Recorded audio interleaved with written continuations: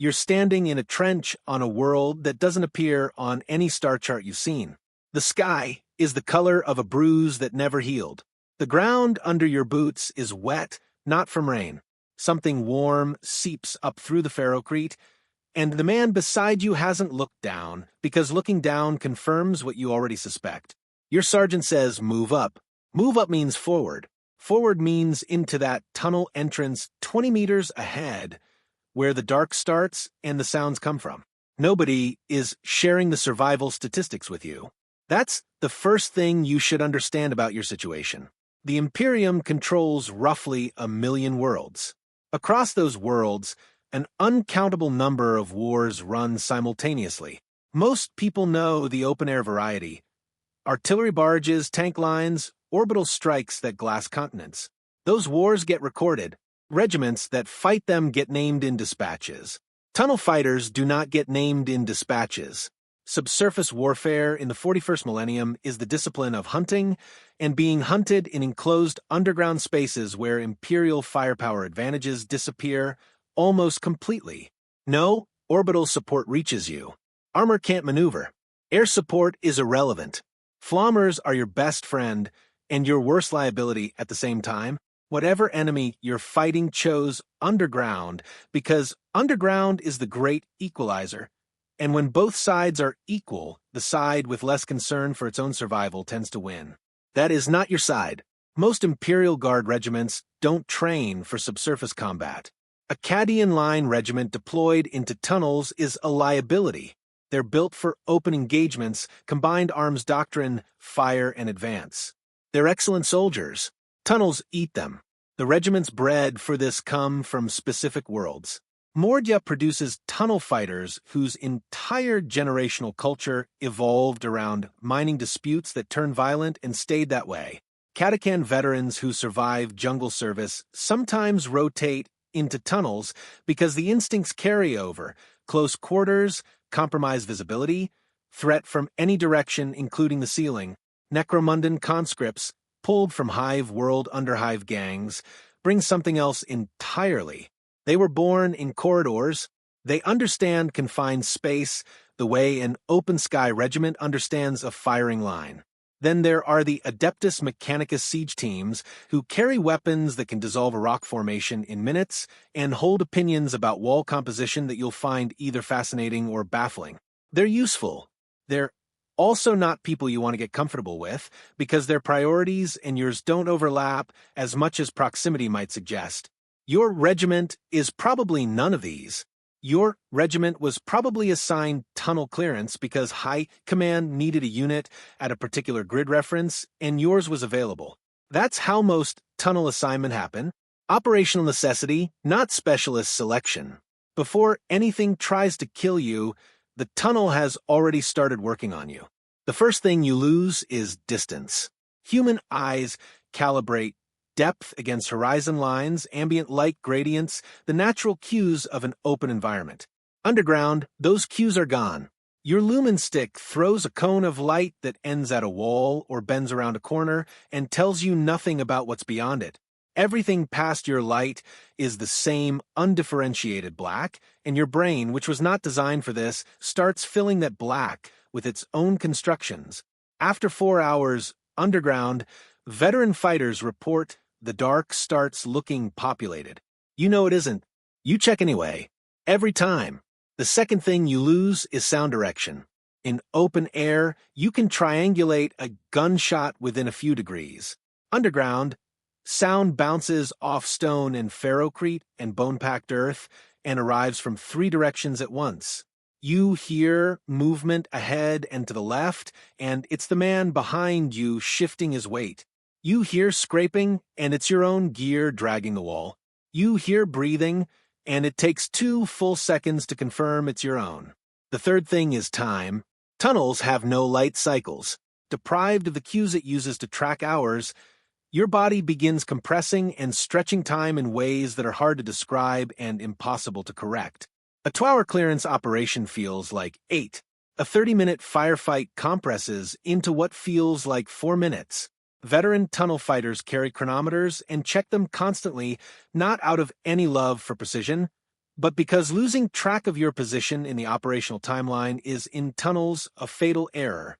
Standard tunnel kit is a negotiation between firepower and consequence.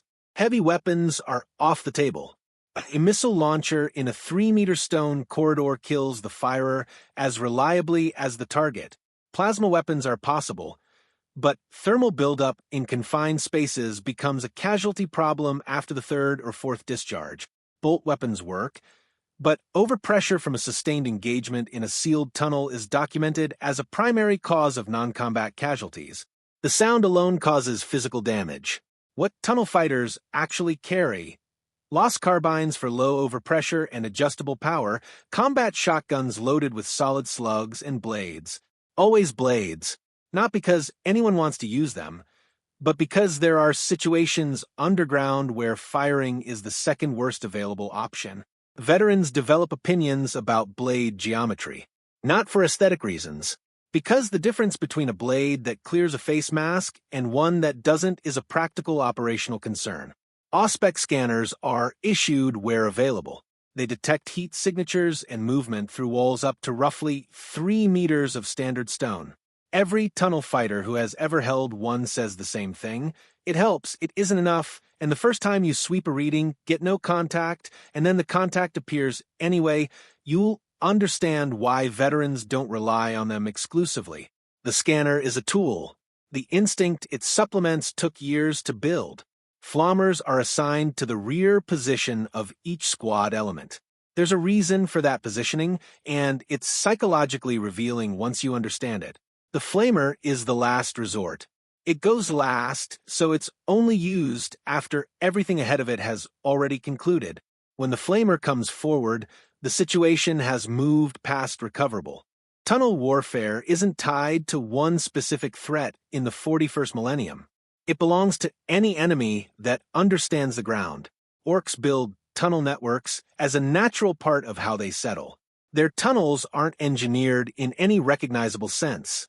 They're excavated by brute force and shored up with scrap metal, relying on the fact that orc physiology treats a partial collapse as a minor inconvenience. Fighting orcs underground removes their numerical advantage only partially. They compensate with enthusiasm and with the fact that an orc moving through a tunnel it dug has familiarity advantages no amount of tactical training fully offsets. They know where the ceiling drops. They know where the floor holds and where it doesn't. Chaos-aligned forces, the corrupted, the changed, those whose original form has been altered past recognition, bring a different problem. Corrupted architecture. Environments that should not function structurally and do. Gravity in tunnels, held by the changed, works differently at the margins. Veterans describe a sensation of wrongness that arrives before a sensation of direction. You feel the floor tilt before you see it tilt.